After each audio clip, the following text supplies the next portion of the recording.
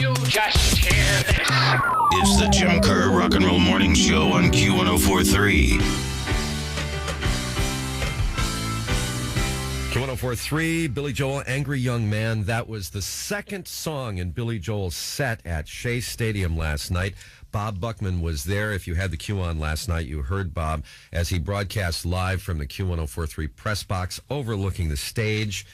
It was an incredible experience for him. He's in here early this morning, still all energized from the show last night. Well, it's true. What's the morning after review? Technically, you're wrong. It was the third song. I know, based on the set list, you're right. It's the second song, but very appropriately, if you're going to play Shea Stadium, what do you start with? The national anthem. So will you please rise? And boom, everybody stood up, and it was really great. So it began with the national anthem. There cool. you go. Yeah. Cool. And then Miami 2017, and then, of course, the song you just played, Jim, Prelude, Angry Young Man. And then My Life followed that, and there was a prelude to My Life, too. It was Yankee Doodle Dandy. A lot of, patriotic themes last night. Not only because he does the song Goodnight Saigon, and that's got all the military guys and NYPD singing background, but... Oh, sure. I know on Memorial Day every year I love to play Goodnight Saigon because we get so many requests for it from our friends who are veterans. The other reason is, what's the great American pastime? Baseball. So, why not be patriotic right there in a ballpark? And there were so many overtones of that last night. The crowd was even shouting, USA, USA, during Goodnight Saigon. It was really great. Nice moment.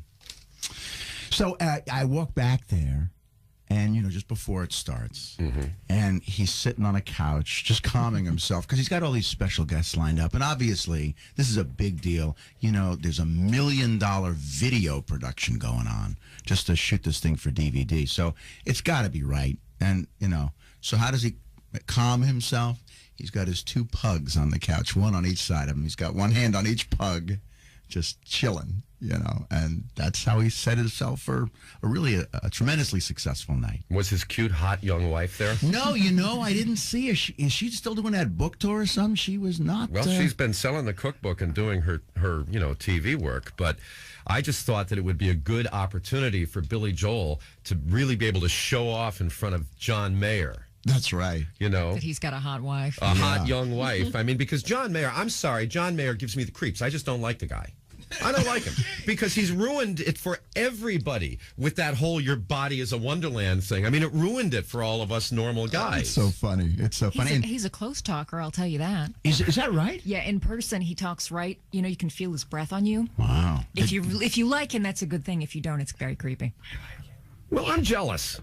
I'm jealous of John Mayer. All the women love John Mayer. Yeah. And he performed This Is the Time. Which is a great song. I know, with Billy Joel. And there's some really tasty guitar going on behind that. It's not, obviously, it's not a Hendrix type of song, but there's some room for a guitar player like John Mayer. Besides having all the women loving him, John Mayer's a great guitar player. That's true. He went to Berkeley and Boston.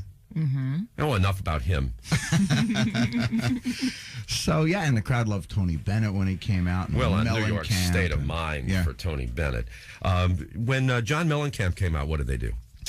Mellencamp did Little Pink Houses. Yeah, he did his own tune.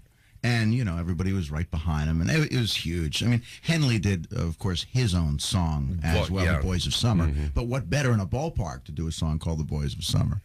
But a lot of the guys, of course, just, paid tribute to Billy, as did Tony Bennett with New York State of Mind. And there were three Beatles songs, A Hard Day's Night, and Please Please Me, and She Loves You. I got to tell you, the best performance was Please Please Me.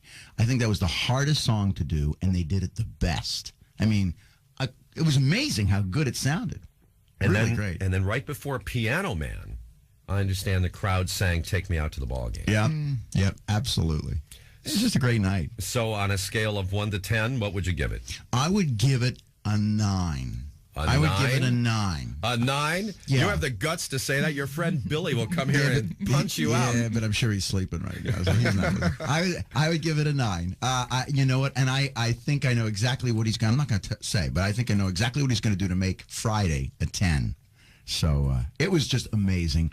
And, when you think about how long the show was, from 8:40 right until just about midnight, everybody got their money's worth and then some.